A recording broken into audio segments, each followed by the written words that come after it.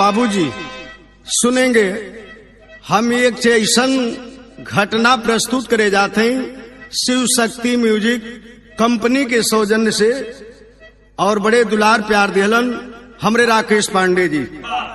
कवि ने लिखा है मोहब्बत पे 4 लाइन भूमिका को। प्यार पर हर किसी ने भरोसा किया, प्यार में लैला मजनू को दिल दे दिया, हीर राजा को इतिहास गाता सदा, प्यार पा कर के मीरा ने विष पी लिया, मगर प्यार में वासना जब भरा, अरे इस रिश्ते को उसने कलंकित किया, खा के ठोकर उसी प्यार में वंदना, दिल दीवाने से आखिर कसम ले लिया।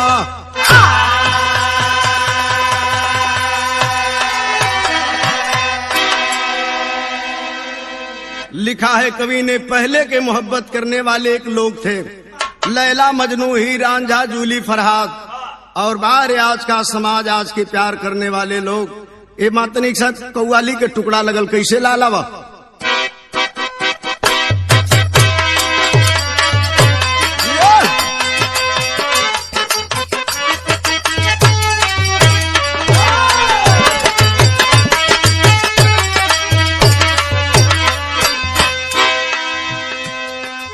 मेरा महबूब मेरा महबूब मेरे साथ बड़ा चाल किया, मेरा महबूब मेरे साथ बड़ा चाल किया, मेरा महबूब मेरे साथ बड़ा चाल किया, मेरा महबूब मेरे साथ बड़ा चाल किया। लेकिन कव्वाली से बढ़िया भाव बिरहा में कवि जी लिखलन, करके प्यार जो रास्ते से भटक जाते हैं, करके प्यार जो रास्ते से भटक जाते हैं, करके प्यार जो रास्ते से भटक जाते हैं, करके प्यार जो रास्ते से भटक जाते हैं, करके प्यार जो रास्ते से भटक जाते हैं,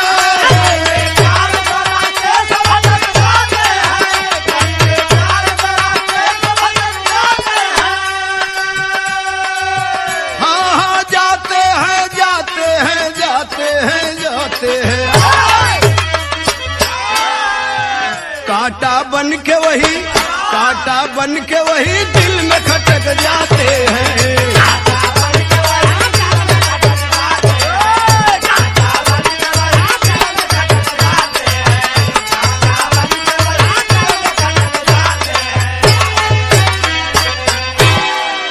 एहिजा से बिरहा के शुरुआत भइल। घटना कहाँ के बा, कवि जी ने शायर के लाइन में लिखा है, कैसे आवला।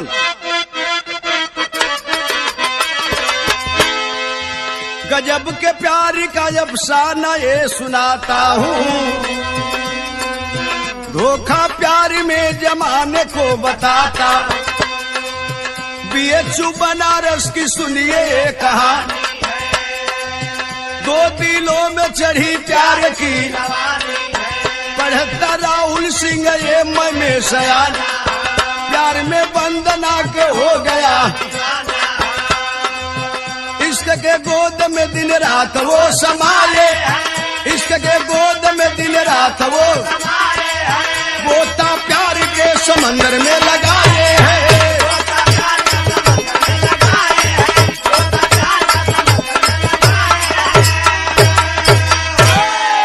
ए भैया बात सुन ला, ये बीएचयू के घटना बा, जिस विश्वविद्यालय को पंडित मदन मोहन मालवीय जी ने बनवाया है, जहाँ हमारे हिंदुस्तान के नहीं बल्कि देश विदेश के लड़के लड़कियां शिक्षा लेने आया करते हैं। वही पटना का रहने वाला राहुल सिंह नाम का लड़का जो एमए में पढ़ रहा था, और इसी कॉलेज में बाबू गोरखपुर बिछिया कॉलोनी की रहने वाली वंदना नाम की लड़की एमए कर रही थी। एक दिन दोनों में नैन चार भइल, और नैन चार भइल तो प्यार शुरू हो गई। प्यार को परवाह नहीं सन चढ़ल, दोनों जीने मरने की कसम खा लिए। धीरे धीरे कुछ समय बीतल बाबू, वंदना के पेट में उस राहुल का प्यार पलने लगा। वंदना जाके राहुल से कहला, सैया जी तू हमारा हो वाला पति हव, वादा किया कि बाबा विश्वनाथ के मंदिर में कुछ दिन के बाद शादी कर लूंगा। कलश होवे वाला पति हवा, हमरे मांग में सिंदूर पहना दा ताकि समाज से हम बता सकें कि इस आने वाली औलाद के बाप का नाम राहुल सिंह है। कहा, रे पगली घबराओ मत, वो मेरी औलाद है। तुम्हारे पेट में जो प्यार पल्ला है मेरा है, किसी गैर का नहीं है। अपनी औलाद को जन्म लेने दो, गोद में ले चल के बाबा विश्वनाथ के मंदिर पे तुमसे शादी रचाऊंगा। वो लड़की के समझावत बा विरहा में एक ठे गीत लगल कैसे,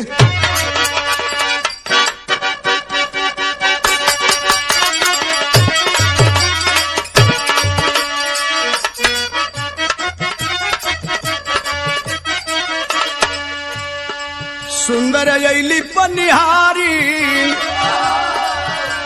सुंदर अयली पनिहारी, कुआ नवा उमड़त आवे।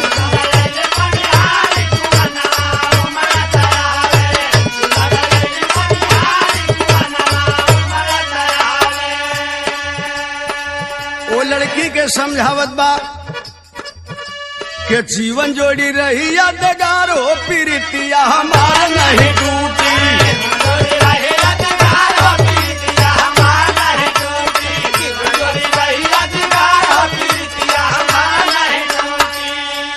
धीरे धीरे वो लड़की के फुसलावत बहलावत ले गया। घबराना मत, तुम्हारे पेट में मेरा प्यार पल्ला है। 7वें महीने में बाबू जब वो प्यार पलने लगा, हुआ क्या कवि जी ने लिखा है कि धीरे धीरे जब नियर आई गईल दिनवा,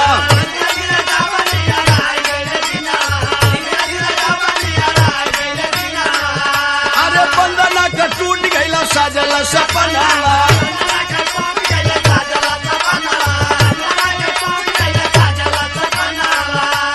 राहुल जब हो गईल फरार हो, प्रीतिया हमार नहीं टूटी।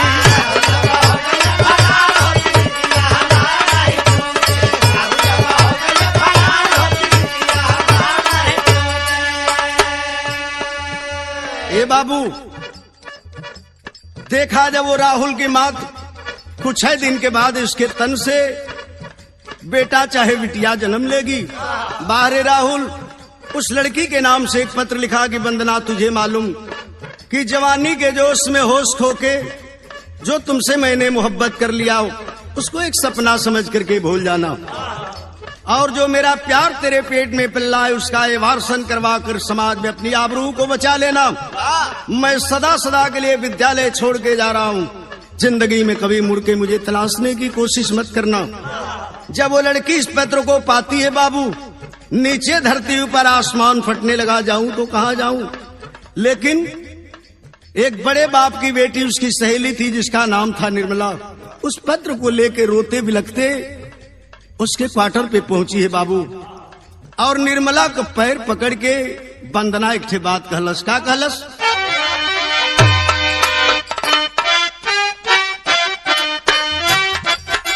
संकेत से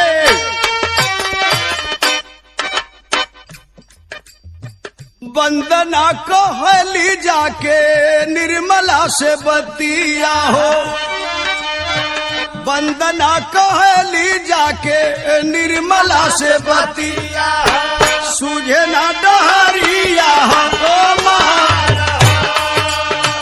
वंदना कहली जाके निर्मला से बतिया, सूझे ना डहरिया हो महारा।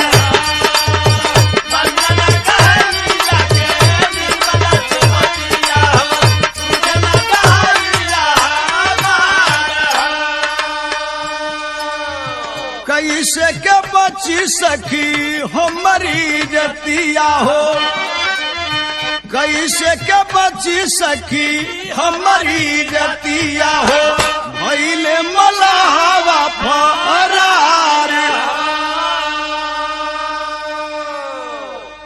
अपने सहेली के पैर पकड़ के रोवत बा, सहेली तू मेरा साथ दिया करती है, जो राहुल मुझसे शादी करने का वादा किया था आज उसका लिखा हुआ पत्र पढ़ ले और मेरा साथ देना चाहती है तो जिंदगी में चुटकी भर जहर ला के दे दे, मैं अपनी जीवन लीला समाप्त करना चाहती हूँ। मैं इस समाज में जीने के लायक नहीं हूँ, इस समाज में जीना नहीं चाहती हूँ। ओकर सहेली आंसू पोछे लगल, कहलस नहीं रे पगली, मात्र 10 है 15 दिन के तो बात बा, हमारे क्वार्टर में पड़ी रहो, प्रसव पीड़ा का दर्द होगा, ले चलूंगी किसी नर्सिंग होम में एडमिट करवा दूंगी, और तेरे तन से बेटा चाहे बिटिया जो भी जन्म लेगा उसकी हत्या करके किसी नाले नाबदान में फेंक देंगे, समाज में तेरी लोक लाज बच जाएगी।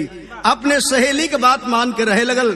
कुछ ही दिन के बाद प्रसव पीड़ा का दर्द हुआ, बनारस के राधे नर्सिंग होम में ले जाकर उसकी सहेली एडमिट करवाती है, और जब एडमिट भइल कुछ ही देर के बाद हल्का ऑपरेशन से एक सुंदर बेटे को जन्म देती है। नर्स ले जाके नहला धुला के वो लड़की के गोद में जब वो लाल के डल्लस, सोच रही है कि इसकी हत्या करूंगी तो समाज में मेरी लोक लाज बचेगी, और एक तरफ सोच रही है कि मेरे तन से पैदा हुआ ये मेरे कलेजे का टुकड़ा है। बिरहा में एक ठे गीत लगल जौना के स्वर्गीय रामदेव गुरु गावे।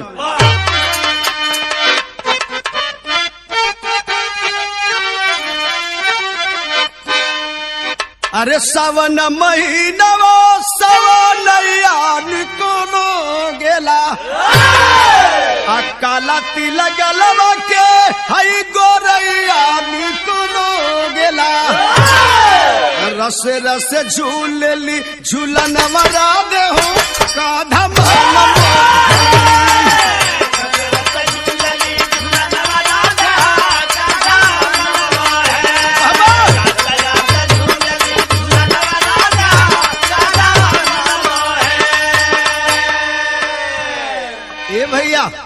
वाह रे वाह। जब वो लाल के अपना गोद में लेलस, कवि जी भाव लिखलन बिरहा में कि ठानी के परनिया अरसुअन जो नमावेली, आ देखे जब सुघरी लाला नवा गोरिया हो मनवा मोहेला,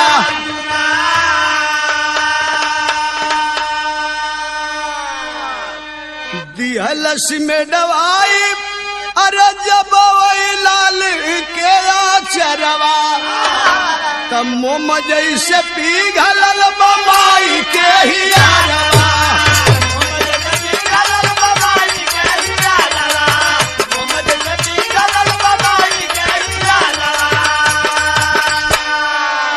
सोचत बा कि कैसे कर बेलाल के बधनवा रनिया हो मनवा मोहेला दू,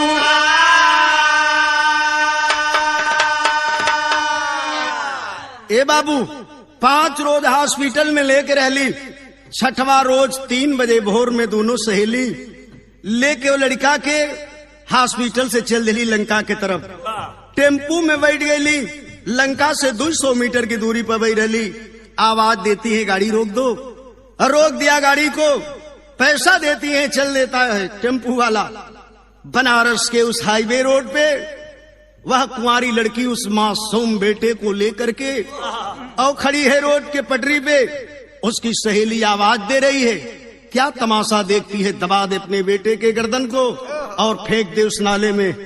नहीं बोलती है, दूसरी बार उसकी सहेली चल पड़ी, ला अपने बेटे को दे दे, मैं इसकी हत्या करके फेंक देती हूँ। और जो ही अब उसके बेटे को गोद से लेना चाहती है उसकी सहेली, तब तक अपनी सहेली के कलाई पकड़ लेलस और पकड़ के एक बात कहलस। का कहलस?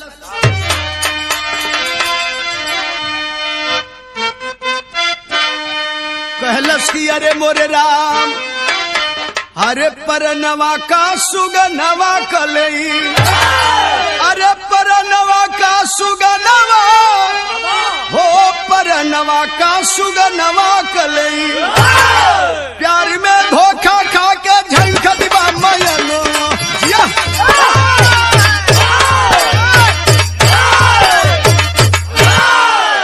प्यार में धोखा खा के झंखदबा मैनवा परनवा का सुगनवा कले। कैलस नहीं रे सहेली, ऐसा कुछ नहीं होगा, प्यार तो मैंने किया, पाप तो मैंने किया था, इस मासूम का क्या दोष है? ये नन्ही सी जान तो इस जहान को देखा भी नहीं है रे। कोई ऐसा तरकीब लगाओ कि ये नन्ही सी जान भी इस जहान में जिंदा रहे और समाज में मेरी लोक लाज भी बच जाए। 5 मिनट के बाद ओकर सहेली एगो उपाय बतौलस, विदेशिया में कवि जी लिखलन।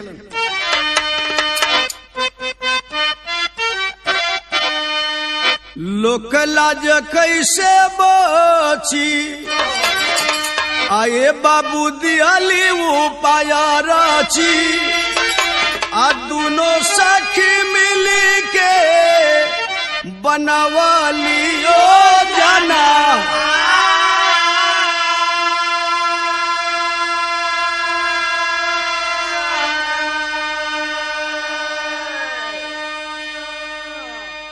कहली कि लाल के छुपाई कहवा, आले के हम जाई कहवा। अरे बाबा विश्वनाथ मंदिर आया बयली ते ही छाना।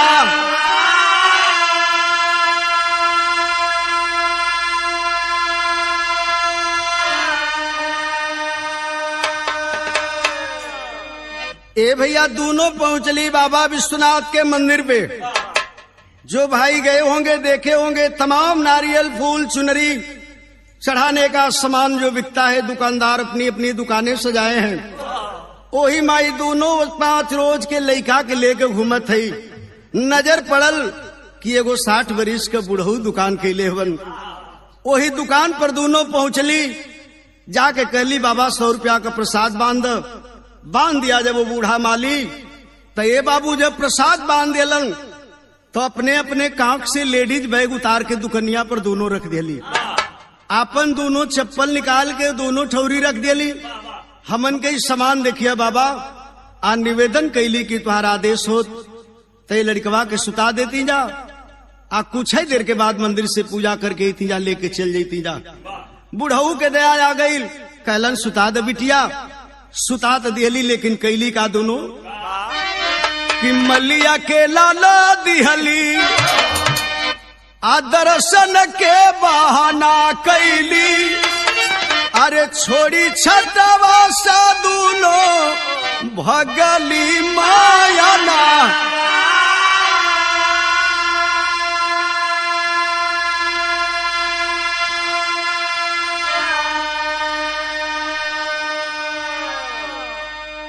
दूसरे रास्ते से निकल के दोनों फरार हो गई। 2 घंटा बीतल, 3 घंटा बीतल। सवेर के जब धीरे धीरे 7 बजल, ओ बुढ़ऊ के बुढ़िया नाश्ता लेके दुकान पर पहुंचली। देखली एगो मासूम लड़का सुतावल बा, 2 गो बैग रखल बा, लेडीज चप्पल 2 ठे मेहरारून के रखल बा। कहली बुढ़ऊ से, ई कैसन लड़का, कैसन चप्पल, कैसन बैग रखले हुआ। बुढ़ऊ कहलन तनी दुकान संभारा। 2 ठे मेहरारू वैली लड़का के हमरे हवाले करके बाबा विश्वनाथ के मंदिर में पूजा करे गईली। अब ले लौट के ना अली। जाय के 2-4 घंटा बुढ़ऊ खोजलन रहे तब तो मिले। समझ गया वो बूढ़ा माली, ये किसी ने अपनी नाजायज औलाद को मेरे हवाले कर दिया। जब धीरे धीरे शाम हुए लगल, बुढ़िया लड़का के कैसहू दूध पियावत बा, खिलावत बा। वह बूढ़ा माली दुकान से उठा और दोनों लेडीज बैग अपने कंधे में टांग लिया बाबू, और हाथ में उस लेडीज चप्पल को उठा लिया। 7 रोज के 6 रोज के मासूम बेटे को उस गोद में उठा लिया। किया क्या कि लालच पिटाए लागल, अरे समनिया राये लागल। तले के कोतवाली माली आ चलल बासु गाना।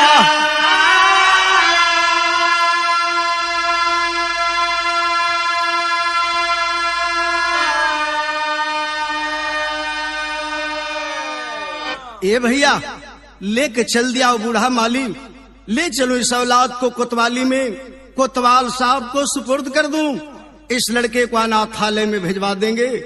अन्यथा जमाने में बहुत ऐसा लोग हुवन जेके मालिक दौलत बहुत दिले हवन, लेकिन उस दौलत पर कोई औलाद नाम की चीज नहीं है। किसी को दे देंगे, कोतवाल साहब परवरिश कर लेगा। लेकिन कोतवाली से बाबू मात्र 150 मीटर की दूरी पर वो बूढ़ा जा रहा था। तब तक एक 27-28 वर्ष का नौजवान, जिसके कंधे पर लिखा था उत्तर प्रदेश पुलिस, नजर पड़ी। जब बुढ़ऊ करीब इलन, रोक के कहलस बाबा, ये मासूम बच्चा गोद में लेके तू बुढ़ोती में कहा जात हुआ बाबा, आखिर इसकी माँ कौन है कि इतनी बड़ी जलालत झेल रहे हैं। बुढ़ऊ के आंख से आंसू चले लगल। सारी बात बताए उस लड़के की कि बेटा सिपाही जी, ये लड़का के हम कैसे पौली। जब सारी घटना को सुना सिपाही, उसका हृदय विदारक हो उठा। ममता जगी सिपाही की और कहा कि बाबा, इस कोतवाली का मैं सिपाही हूँ, इस बच्चे को मेरे हवाले कर दीजिए। बुढ़ऊ सोचे लगलन कि चाहे कोतवाल के दा चाहे सिपाही के दा, ये लड़का से हमार गला छूटे। तो बिरहा में एक ठे गीत लगल। कौन गीत बालाल?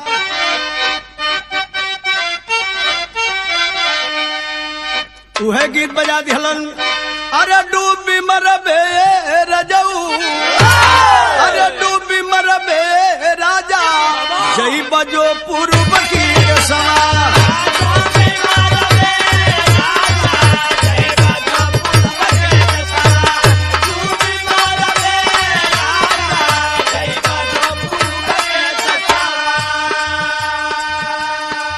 लेकिन वो बुढ़ऊ के गोद से उस सिपाही अपने गोद में जब वो लाल के लिहलस, तो बिरहा में भाव कवि जी लिखे।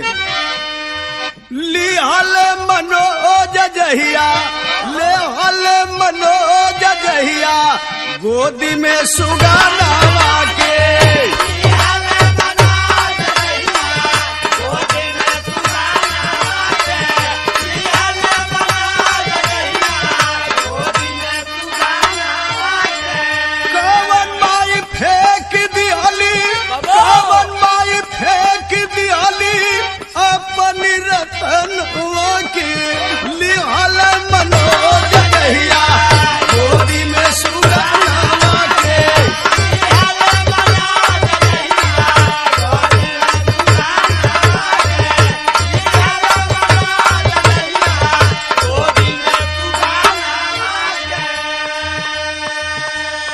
हमारे उत्तर प्रदेश में सबसे बड़ा गांव है, जिस गांव का नाम है गहमर, गाजीपुर में पड़ता है।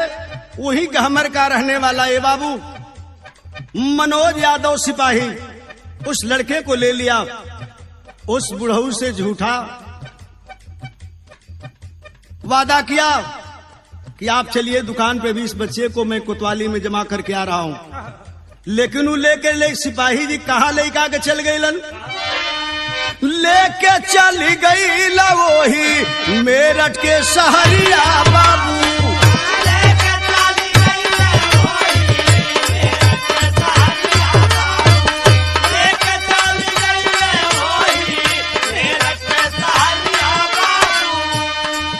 दाई के लगवल नीऊ का अरली रखवरिया बाबू।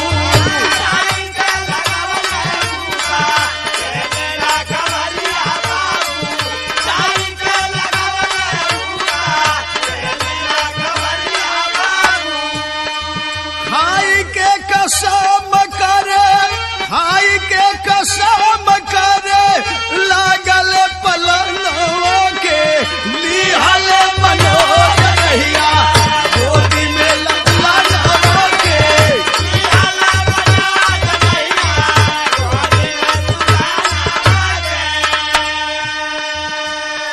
वह सिपाही कसम खा लिया कि मैं जिंदगी भर अपनी शादी नहीं कर सकता हूँ।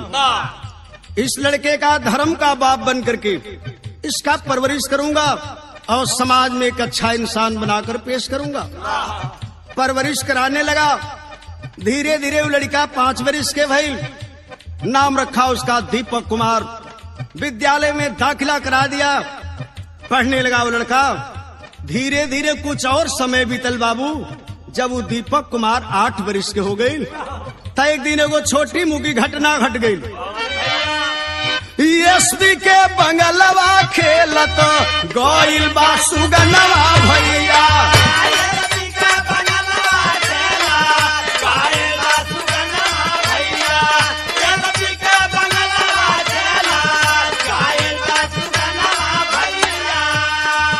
जाके तोड़ी दिया ले लाला तू एगो सुमनवा भैया। जाके तोड़ी दिया ले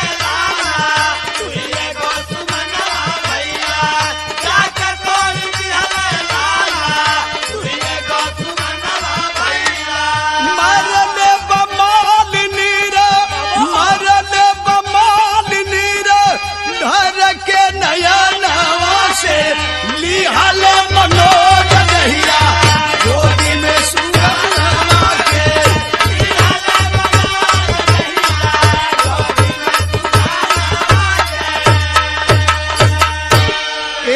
रविवार का दिन था, छुट्टी थी।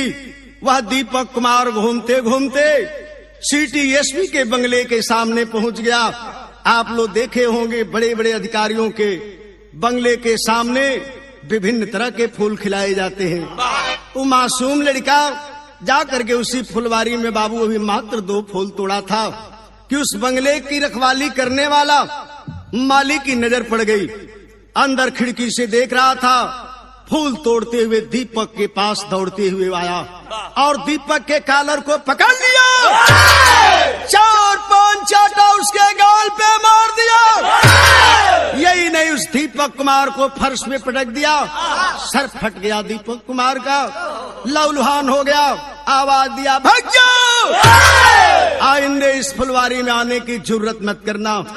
वो दीपक लहूलुहान मासूम बेटा बाबू दौड़ते भागते अपने उस धर्म के बाप के पास पहुंचा, जहां उसका धर्म का बाप अपने कैंपस में अपने लाडले के लिए भोजन बना रहा था। जब देखा अपने मासूम को घायल, गोद में पकड़ लिया। रे बेटा, ये चोट तुझे कैसे लगी बेटा? रो रो के बताने लगा, पापा उसी फुलवारी में मैं गया था, उस बंगले का माली जो है पापा मुझे मार दिया। इतना बात जब सुनाओ, सिपाही अपने मासूम बेटे की कलाई को पकड़ा, लेके गया उस बंगले पर। आवाज दिया कि इस बंगले के अंदर कोई है, इस बंगले के अंदर कोई है तो बाहर निकलो।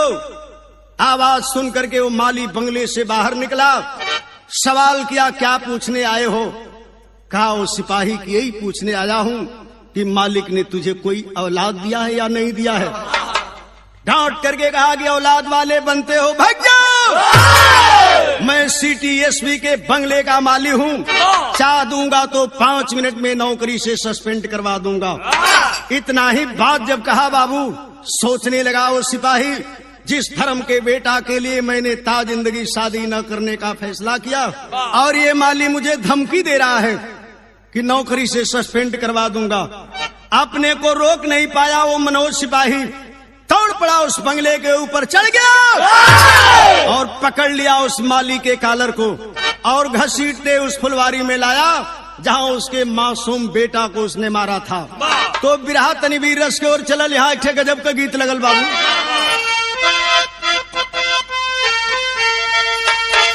वह गीत बा, अरे सासु मारा तनवा, अरे जठानी मारा तनवा, तनवा हरी हो मारे तनवा, हमारी आगे का बिटी नीरा तनवा हरी हो मारे।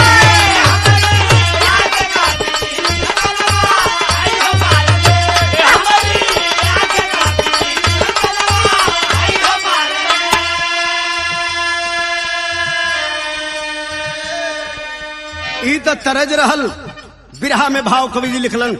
पकड़ लिया उस माली के कॉलर को, बंगले से नीचे घसीटते लाया।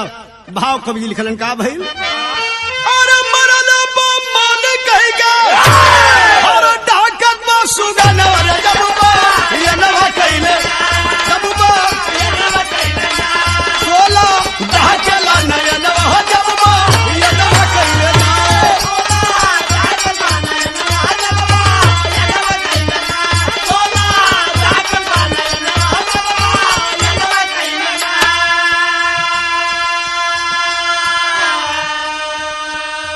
उस माली को मारने लगा बाबू। हंगामा होने लगा बंगले पे। आवाज सुन के चारों तरफ से सिपाही दौड़ पड़े और जब तक सिपाही दौड़ के मनोज के पास अलन तौले का कजलस कि मरना मलिया के और आज टूटल गा रतनवर जबबा ये नवा कइले जबबा भारी माचल बा तू खनवर जबबा ये नवा कइले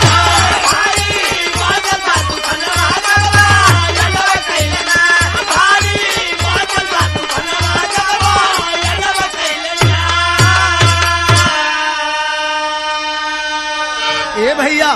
दौड़ करके सिपाही मनोज यादव को पकड़ लिए। अरे तू कहीं पागल तो नहीं हो गया है? तुझे मालूम है कि नहीं कि सिटी एसपी के बंगले का माली है? आवाज दिया वो सिपाही, चाहे अमेरिका के बिल क्लिंटन के बंगले का मालिक क्यों ना हो, मैं इसे नहीं छोड़ सकता हूँ। पकड़ तो लिए सिपाही बाबू, लेकिन वायरलेस सेट पे सीटीएसपी को सूचना दी गई। जब सूचना पाती है महिला सीटीएसपी अपने हमराइयों के साथ बंगले पे धमकती है, सिपाहियों से अवगत होती है। मेरे मालिक को मारने वाला कौन है? 7 के सिपाही बताए कि मनोज सिपाही मारने वाला है। इतना ही सुनी बाबू, उन्हीं सिपाहियों को आदेश दे दिया, गिरफ्तार करवा दिया, गिरफ्तार करवा कर उस सिपाही को पाए में बदवा देती है और उन्हीं सिपाहियों को आदेश देती है, इस पर तब तक लाठी बरसाओ जब तक मैं मना न कर दूं। मनोज के हाथ वही 7 के सिपाही पकड़ के बांध दिलन और वही 7 के सिपाही जब लाठी बरसावे लगलन बाबू, उस सिपाही के आंख से आंसू की धार चलने लगी, आवाज देने लगा, एसपी साहिबा मेरी फरियाद सुन लीजिए, मेरे गलती को माफ कर दीजिए। एसपी साहिबा आवाज देती है रुक जाओ, पाए से खुलवा देती है, बैठ गई कुर्सी पर, बुलाने लगी जा क्या कहना चाहता है। लड़खड़ाते पांव चला है वो मनोज सिपाही एसपी साहिबा के पास, तो रो रो के एक ठे बात कलस बिरहा में गजब के गीत लगल।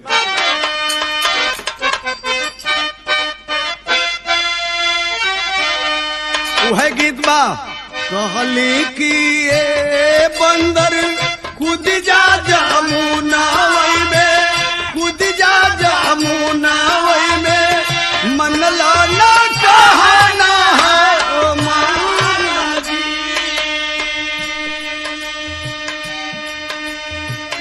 घर में फांसरिया डल के घूमता मदरिया हो लेके, घूमता मदरिया हो हाथ बड़ा डंडावन के महाराजी।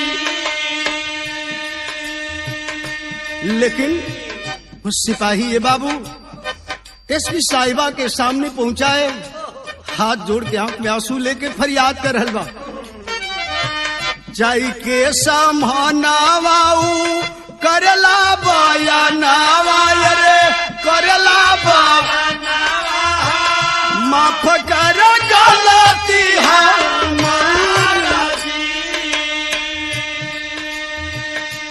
कहा कि एसपी साहिबा मुझे माफ कर दीजिए, ये मेरा धर्म का बेटा है और इसके परवरिश के लिए मैं संकल्प लिया हूं।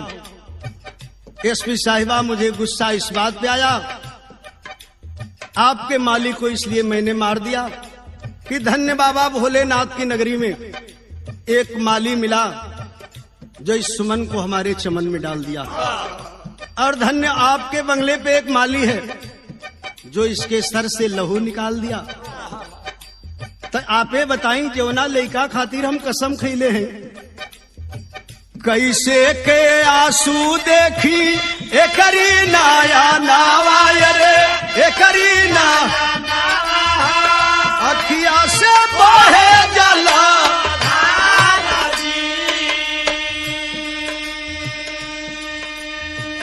कहा कि एसपी साहिबा इसकी आंखों में आंसू नहीं देख सकता हूँ, कैसे इसकी आंखों में आंसू देख सकता हूँ।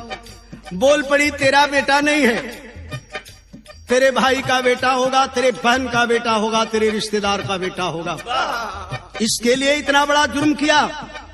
बोल पड़ा कि नहीं एसपी साहिबा, न तो मेरे भाई का बेटा है और ना ही मेरे रिश्तेदार का बेटा है, न पटीदार का बेटा है। बोल पड़ी किसका बेटा है? बोल पड़ा क्या के करी जेता नावा से जनमल सुगा नावा रे, जनमल सुगा जनिहे गोसैया करता। कहा एसपी साहिबा दुनिया में इसकी माँ कौन है, इसका बाप कौन है, इसे मैं नहीं जानता, इसे तो सिर्फ ऊपर वाला जानता है। सारी बात बताया, पैर पकड़ लिया मेरे नौकरी को, मत लीजिए एसपी साहिबा, इसके परवरिश के लिए माफ कर दीजिए। मगर खड़ी हो गई कुर्सी से और आवाज देती है सिपाहियों को, दीवान और मुंशी को बुलाओ, लेकर आवे, सस्पेंड ने इसे नौकरी से बर्खास्त करा के दम लूंगी। आदेश पा के बाबू दीवान मुंशी जीडी लेके हाजिर भइलन, बैठ गए मुकदमा लिखने के लिए। सारे महकमे के लोग हैं। वह 8 बरस का दीपक कुमार सोचने लगा, मेरे जैसा भागा बेटा इस दुनिया में कोई पैदा नहीं होता, तो शायद मेरे धर्म के बाप की नौकरी नहीं जाती। वह 8 बरस का दीपक कुमार एसपी साहिबा का पैर पकड़ लिया बाबू, और पैर पकड़ के रो रो के एक बात कहे लगल। का कहलक?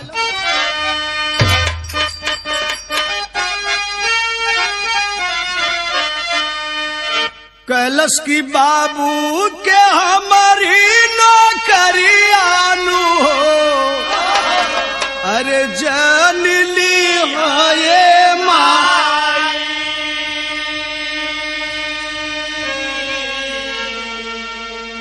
अब फेंकी दी हली मोरी महातरी आलू हो, भिखिया दे दहो माई।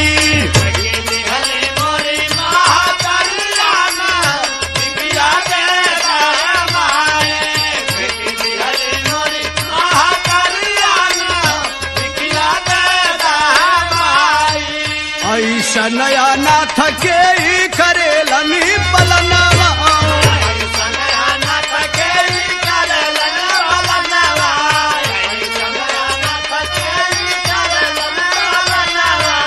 बगिया में तोड़ बनाई कबहू सुमनावा,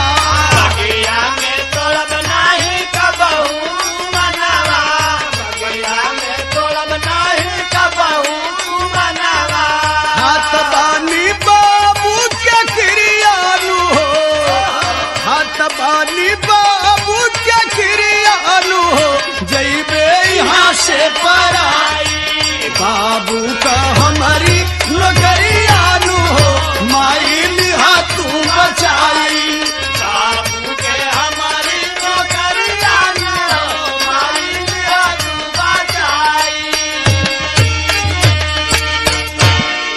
ए बाबू, वो मासूम एसपी साहिबा का पैर पकड़ लिया, आंख से आंसू बरसाते हुए फरियाद करने लगा, एसपी साहिबा हमरे बाबू को नौकरी मत ला, हम अपने बाबू के साथ कहीं दूर चल जाए। एसपी साहिबा हमारे बाबू बतावेलन कि ये बेटा बाबा विश्वनाथ के मंदिर से तोरा के लेके रे बेटा एगो माली आवत रहल कोतवाली में देवे बदे। ओ माली हमके सब बतौलस की 2 ठे मेहरारू ऐली ये लइका के रख के हमरे दुकान पर प्रसाद लेके चढ़ावे गईली, अपन सामान रख के वापस ना आईली। हम तोर कहानी सुनली बेटा और तुझे गोद में ले लिया धर्म का लाल, ये कह के मेरा बाप परवरिश करता है। माई हमारी दुनिया में कोई बाना, हमारे बाबू को नौकरी मतलब। इतना जब सुनी बाबू 5 मिनट के बाद कुर्सी से खड़ी हो गई। बिरहा में कवि जी आल्हा में लिखलन कैसे अब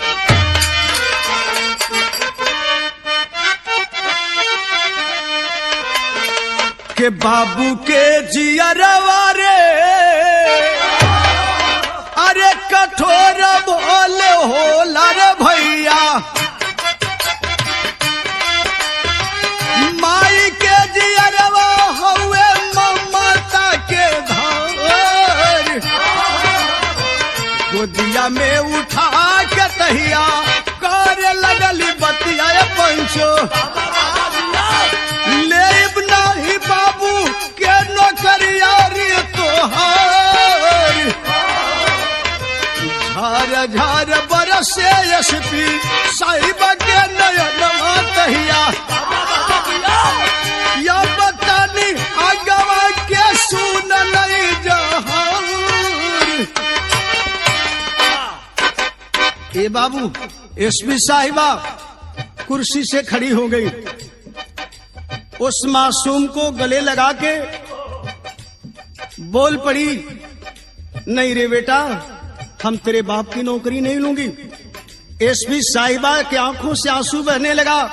सिपाही ने सवाल किया कि हुजूर मैं तो अपने धर्म के बेटा के परवरिश के लिए रो रहा हूं, जिसके परवरिश के लिए भी आपके क्रोध का शिकार हुआ।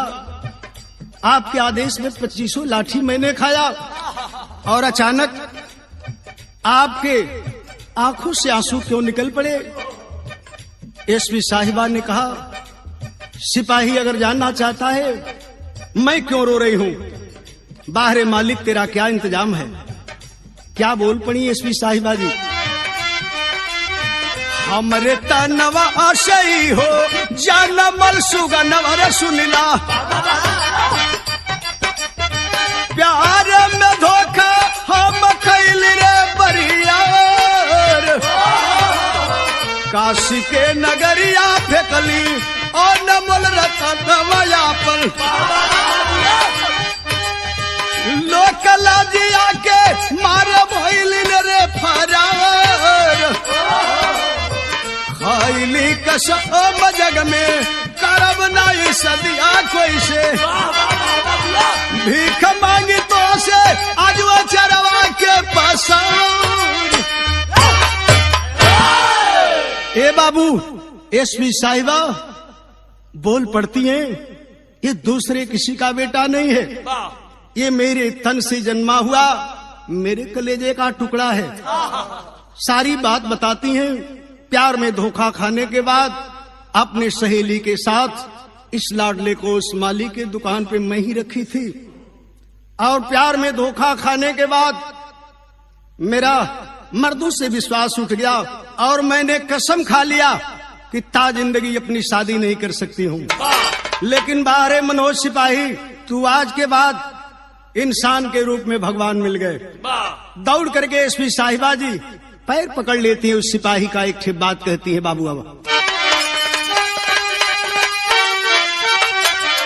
अरे गजब विधान के रचेला विधानो तो गिरी, गिरी मनोज के चरणवा रोवली बंदना,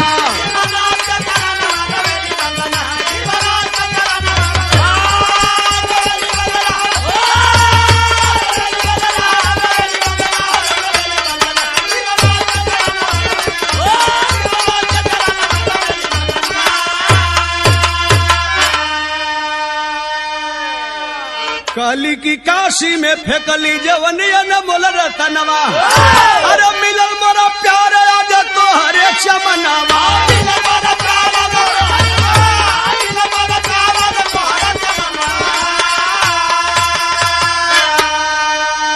अरे काली की मान जाए सिपाही आया जा तू मोर कहना, और गिरी मनोज के चरण रोवली बंदना।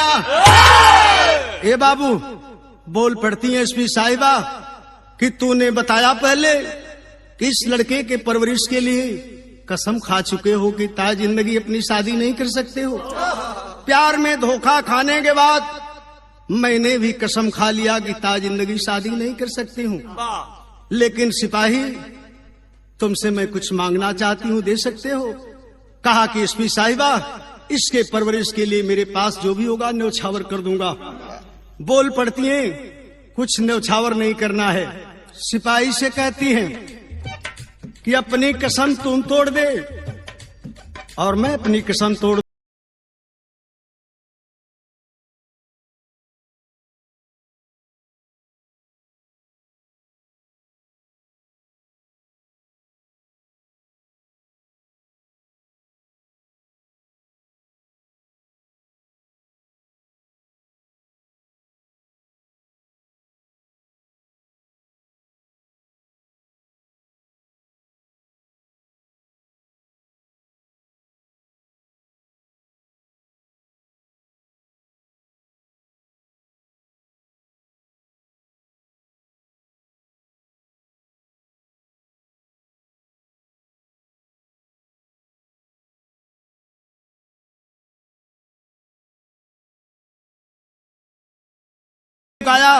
एसपी साहिबा ने उस सिपाही से अपना शादी कर लिया और जीवन संगी बन गए, और आज भी उस औलाद को लेके अपना जीवन यापन दोनों कर रहे हैं। यही से कवि कहानी का अंत की ये कहना है कि जय जखाड़ स्वामी गुरुदत्तू की लहराती फुलवारी, त्रिशित स्नेही श्री नारायण संगमितवायोद,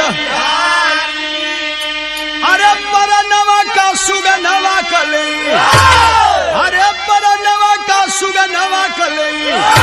तो याद राम शीश का ऐसन होला